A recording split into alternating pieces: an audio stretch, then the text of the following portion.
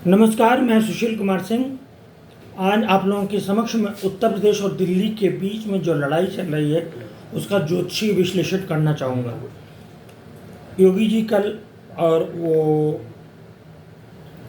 दोनों deputy CM परसों रात में आते हैं।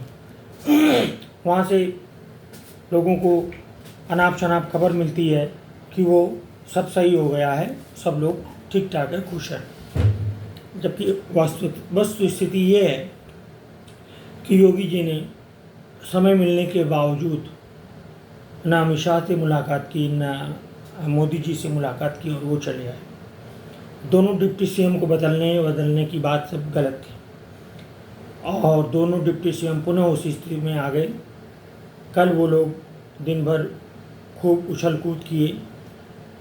एक मंच पर योगी जी को आना था, पिछड़ा वर्ग सम्मेलन था।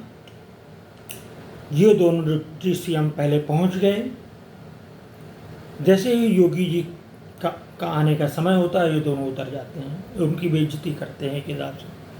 फिर सुबह एक पत्रकार पूछता है कि संगठन बड़ा है कि सरकार, तो केशव फिर वही बात बोलते हैं। दोपहर में वो, हालांकि विधान परिषद का एक नियम होता है, तो वो गृह मंत्री का कार्य संभालते हैं केशव प्रसाद मौर्य जी, और मीटिंग लेते हैं गृह विभाग की, जो कि उनको कोई अधिकार नहीं। वो छोटा सा मंत्रालय है उनके पास, और उप मुख्यमंत्री पद जैसा कोई संवैधानिक पद नहीं होता। ना तो उप मुख्यमंत्री पद होता है, ना उप प्रधानमंत्री पद होता है। इस तरह का कोई भी पद संविधान में हमारे यहाँ है नहीं। तो इसके बाद आती है योगी जी की बात। वो सदन में आते हैं तो कुछ दबंग विधायक और बड़ी छवि के, बड़े जनाधार वाले नेता, जैसे रघुराज प्रताप सिंह राजा भैया, अभय सिंह, और ये लोग उनका पैर छूते हैं। इसके साथ साथ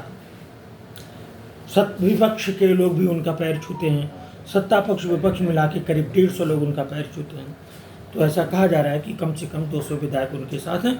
असली स्थिति यही है कि उनके पास बहुमत है, और वो विधायकों को अमित शाह पर कोई यकीन नहीं हो रहा है कि ज़रूरत पड़ने पे हमारे साथ ये आएंगे, योगी आएंगे या अमित शाह आएंगे।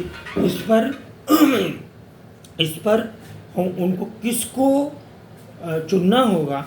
तो इस ऐसी स्थिति में वो योगी जी के साथ दिखते हैं। उनको शायद उसमें भविष्य दिखता है, उनमें भविष्य दिखता है। अब रही बात मोदी जी की, तो मोदी जी का कुछ चल भी नहीं रहा है। जो भी स्थिति हो, मैं कारण नहीं जानता, जानने वाले भले जानते हो। मोदी जी की कुछ नहीं चलती। अमित शाह ने पता नहीं कौन सी रग दबा दी है।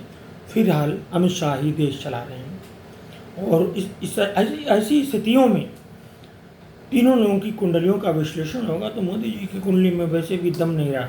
अमित शाह की कुंडली भी स्ट्रांग नहीं है। योगी जी की भी कुंडली दिसंबर तक बहुत अच्छी नहीं है, लेकिन इन तीनों में सबसे स्ट्रांग कुंडली योगी जी की पास है। इस बीच आज एक खबर आती है जिसका कहीं पे जिक्र नहीं है।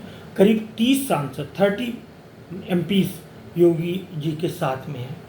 तो ऐसी स्थिति में आप सोच सकते हैं कि पहले केंद्र सरकार को खतरा है या राज्य सरकार को खतरा है। मैं पहले भी बता चुका हूँ पुराने वीडियोज़ में कि मोदी जी के लिए 16 महीने में ये सरकार जा सकती है केंद्र की। राज्य की स्थिति दिसंबर तक मैंने बताया था। ये भी बताया था कि दिसंबर तक स्थितियाँ बहुत ख़राब हैं। भारतीय जनता पार्टी के लिए अवसान का समय है, और यह भारत के लिए बड़ा दुर्भाग्य का समय है। बहुत ही दुख वाली बात हुई कि ऐसी स्थिति में अगर भारतीय जनता पार्टी जाती है तो ये सनातन के लिए बहुत अच्छी न्यूज़ नहीं है, बहुत अच्छा समाचार नहीं है, क्योंकि जाने के बाद बहुत दिन तक नहीं आनी है, ये भी दिखता है। तो भारतीय जनता पार्टी लड़ाई की दशा में चल रही है। अष्टम चंद्र की दशा है, तो वो लड़ाई तो होगी ही। तो वो लड़ाई तलवार से या गोली बंदूक से नहीं होती। जैसी लड़ाई होनी चाहिए वो बहुत बृहद स्तर पर हो रही है। यहाँ तक कि योगी जी अमित शाह को देखते तक नहीं, उनसे हाथ तक नहीं उठाती, उनकी तरफ नज़र तक नहीं देती। तो ये ईगो का मामला भी चल रहा है।